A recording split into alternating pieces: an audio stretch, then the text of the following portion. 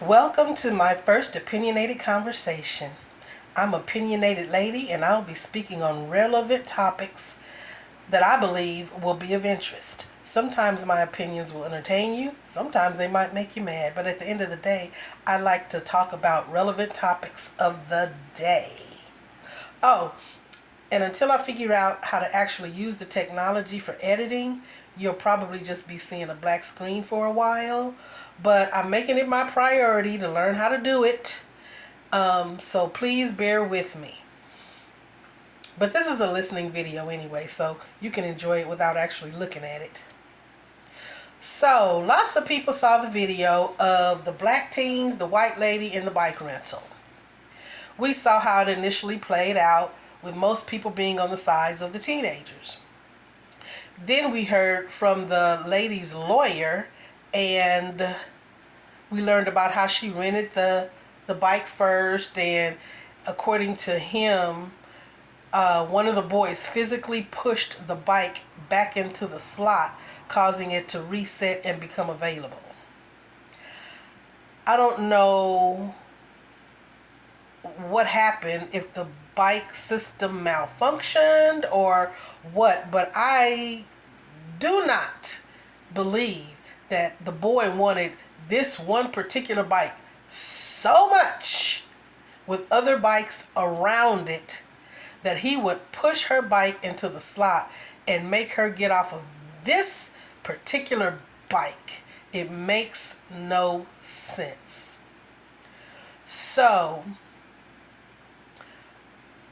I also believe that alleged Karen, was thinking the same thing. She rented the bike and she was thinking somebody was coming to take a bike that she would be responsible for if they took off with it because the bike is on her account. But here's where I still have a problem with Karen. But before I get into that, I want to read something that her attorney says about the boys. This is what he says. The fact that anyone would treat another person like this is tragic, especially a visibly pregnant woman. So I'm thinking, treat her like what? What did they do to be treating her some type of way that was, negative? But anyway, I just wanted to read that. That is the brush that they are painting these boys with. I believe that she escalated the ordeal by not listening to what the kid was trying to say, at least in the part of the video that we saw. Had it been me, I would have stepped away and talked to the guy. I, being the older person, would have taken charge of the situation and said, show me your reservation, because I'm looking at mine and it says I'm renting this bike. It's in my name. If she had taken the time to say something like that, then they would have figured something out. Oh, you rented it and I rented it, or there's a malfunction going, something. But just take the time to listen to the boy, because he's trying to tell you something, that he has a reservation.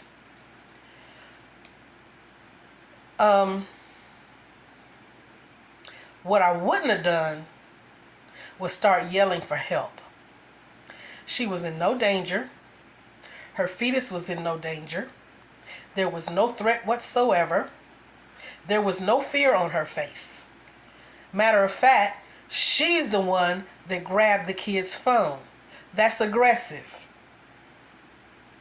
That's very aggressive.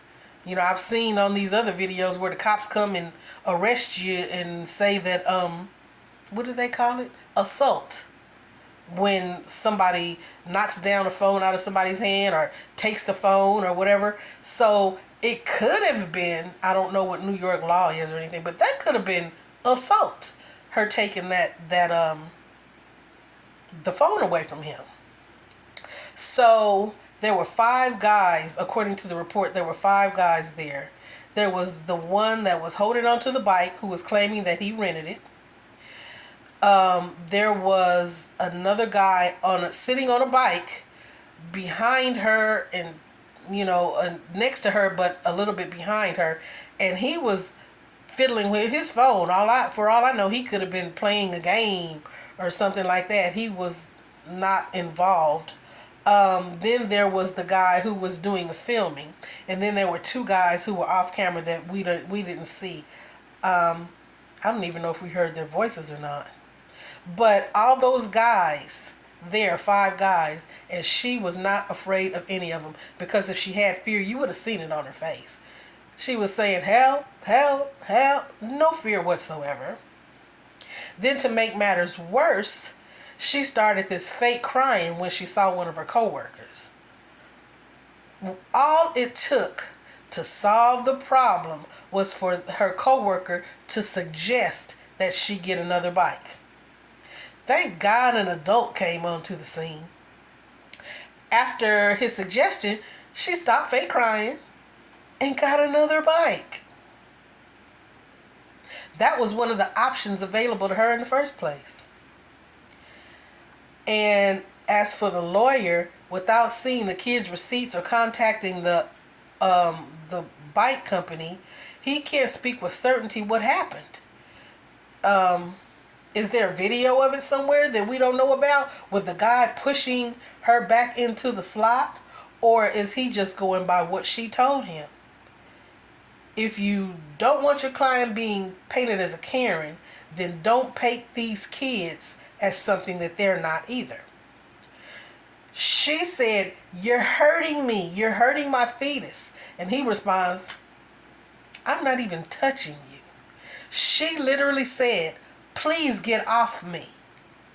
And I'm like, get off me? He wasn't touching her, much less on her. That is where your Karenicity comes in. You're saying stuff that'll get this boy hurt. Get off me. You're hurting my fetus. Neither one of those statements were true whatsoever. So, do I let her off the hook? Far from it. She caused a scene instead of solving a problem. And this is how you know that her fetus was not in danger. She stayed there instead of removing herself. I don't care if I rented the bike or not. If my baby is in danger, I'm running to remove myself from this situation. I will deal with the fallout from a bike rental bill later. But at this moment, if I'm fearing for my safety or the safety of my baby, I'm removing myself. That is when you know that she's lying. I'm Opinionated Lady. Thanks for staying with me this long. Until next time, see you later.